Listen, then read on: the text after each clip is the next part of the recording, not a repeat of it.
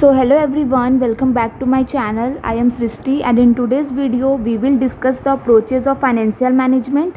We will understand the traditional approach and the modern approach along with their important features. So let's get started. Approaches of financial management. Financial management को समझने के लिए दो important approaches दी गई है, traditional approach and the modern approach. सबसे पहले traditional approach को समझते हैं। ट्रेडिशनल अप्रोच के अकॉर्डिंग फाइनेंशियल मैनेजमेंट का स्कोप सिर्फ फंड्स को रेज करने और उन्हें एडमिनिस्टर करने तक लिमिटेड होता है, यानी कंपनी को अपनी फाइनेंशियल नीड्स को मीट करने के लिए जो फंड्स चाहिए होते हैं उन फंड्स को अरेंज करना और मैनेज करना ही फाइनेंशियल मैनेजमेंट का मेन काम माना गया है। इस व्यू को प्रोक्योरमेंट व्यू भी कहा जाता है। प्रोक्योरमेंट का मतलब होता है फंड्स को अरेंज या ऑब्टेन करना।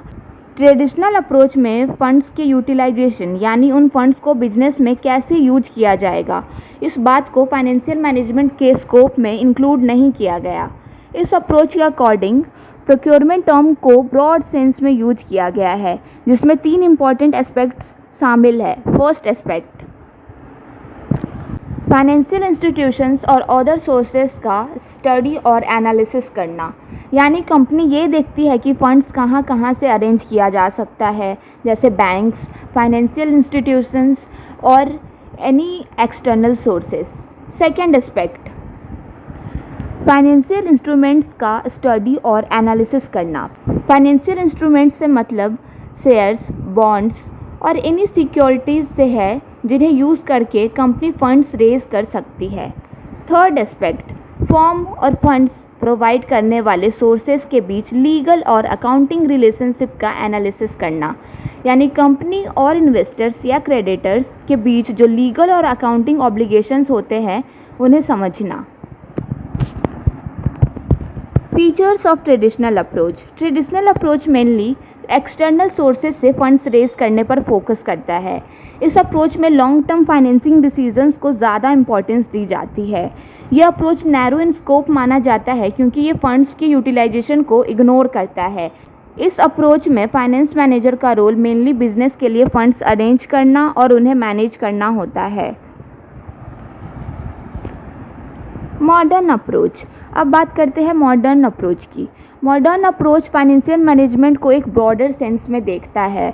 इस अप्रोच के अकॉर्डिंग फाइनेंशियल मैनेजमेंट सिर्फ फंड्स प्रोक्योर करने तक लिमिटेड नहीं है, बल्कि फंड्स की एलोकेशन और इफेक्टिव यूटिलाइजेशन भी उतनी ही इम्पॉर्टेंट है, यानी पैसा अरेंज करना भी ज़रूरी है और उन पैसों को एफिशिएंटली यूज़ करना भी ज़रूरी है। मॉडर्न अप्रोच में प्रॉपर यूटिलाइजेशन ऑफ फंड्स को इम्पोर्टेंस दी जाती है।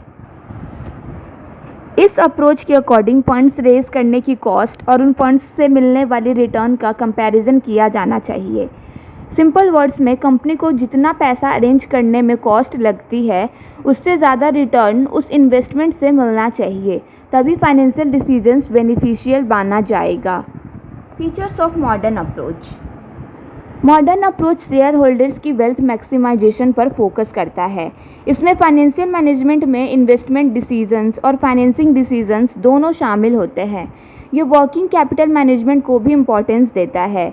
इस अप्रोच में फाइनेंस मैनेजर फाइनेंशियल प्लानिंग और कंट्रोल में इम्पोर्टेंट रोल प्ले करती है। मॉडर्न अप्रोच फाइनेंशियल डिसीजंस लेते समय रिस्क और रिटर्न दोनों को कंसीडर करता है। इसी वजह से मॉडर्न अप्रोच को ट्रेडिशनल अप्रोच के कंपैरिजन में ज़्यादा कॉम्प्रिहेंसिव और प्रैक्टिकल माना जाता है। So that's all for today's lecture. In this session we discussed the traditional approach and the modern approach of financial management and understood their key features. I hope this video helped you understand the topic clearly. If you found this video helpful, don't forget to like, share and subscribe to my channel. Thank you for watching and I will see you in the next video.